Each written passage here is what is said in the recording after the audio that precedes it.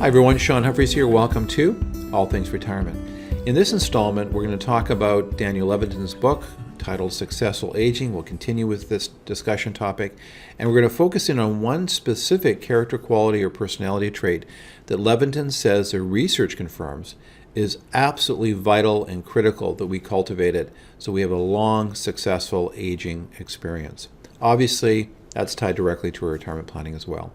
So if you don't want to miss future content on this topic or others around retirement income planning and longevity, make sure you hit the subscribe button and alert bell so you're notified on future content that we're uploading all the time.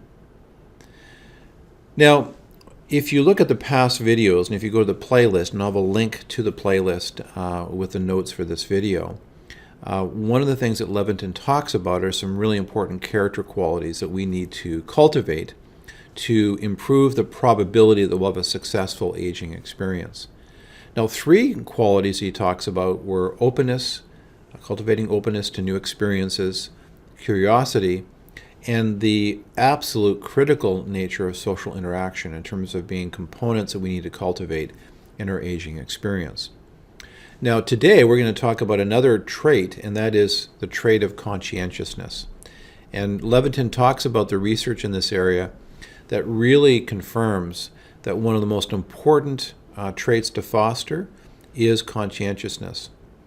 And what you find is conscientiousness, as psychologists monitor it, leads to different outcomes, different behaviors that increase the probability of a long and satisfying life.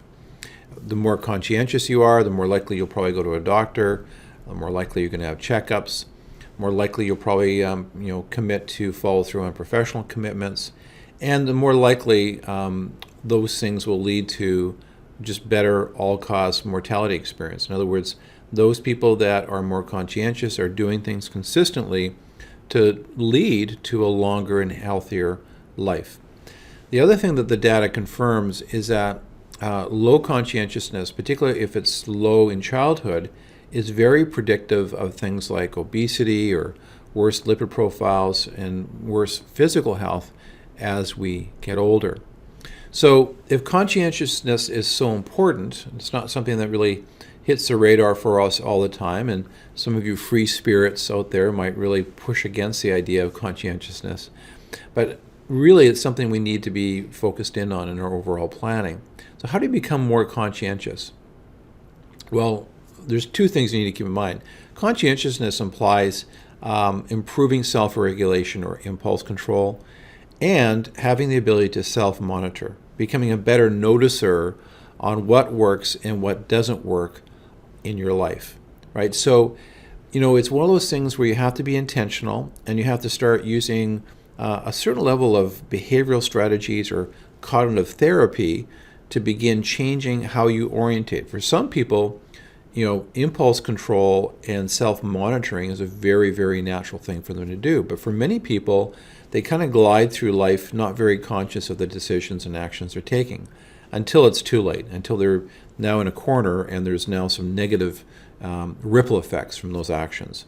Okay, so just to summarize, cultivating impulse control and becoming a better self-monitoring person or noticer are really important. Okay, so what are some practical next steps? So if conscientiousness is so important, what can we do to begin cultivating conscientiousness in our lives? So I think we need to start small. So again, for some of you, it's natural. That's your default position. So being conscientious and noticing is easy for you. For those of you that struggle on this, and again, I don't think we have to be too creative and imaginative to understand the ripple effect of a lack of conscientiousness. And you may be conscientious in some areas, but maybe not as conscientious in other areas. So this is what you need to do. First of all, actually the author talks about David Allen's book. It's a great book called Getting Things Done. And although it's a productivity book, really for people to be more productive professionally in other areas of their life, there's actually some very practical cognitive strategies, some organizational strategies that would be helpful for anyone that's struggling with being conscientiousness and following through. So that would be my first prescription. The second thing is you need to be a noticer. So how do you cultivate noticing? I think a very simple thing to do is just become more present. Cultivate that quality in your life. How do you be present in the moment?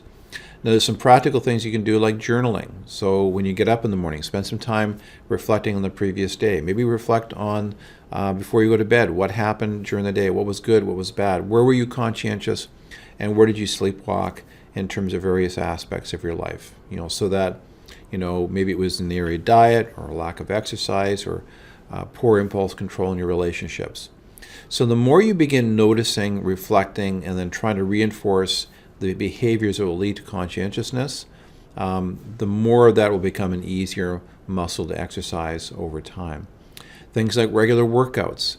One of the very interesting things about conscientiousness and just overall discipline is researchers have found that if you can introduce one new positive habit that would help your conscientiousness, whether it's being more conscientious with your diet, more conscientious with your relationships, more conscientious with your exercise, those things will have, that one thing that you introduce into your life will have a ripple effect into other areas. So there's just a few things to consider. Well, it's my hope that you found this video helpful. Again, we're going to post content on this topic on a regular basis. So if you're not a subscriber, make sure you hit the subscribe button and notification bell so you're alerted to future content. As well, in the notes for this video, I'll include a link to our playlist on this topic, as well as links to our retirement coaching page and other resources on our website. Anyway, wishing you all the best in your retirement planning and overall wealth planning journey. You take care. Bye-bye.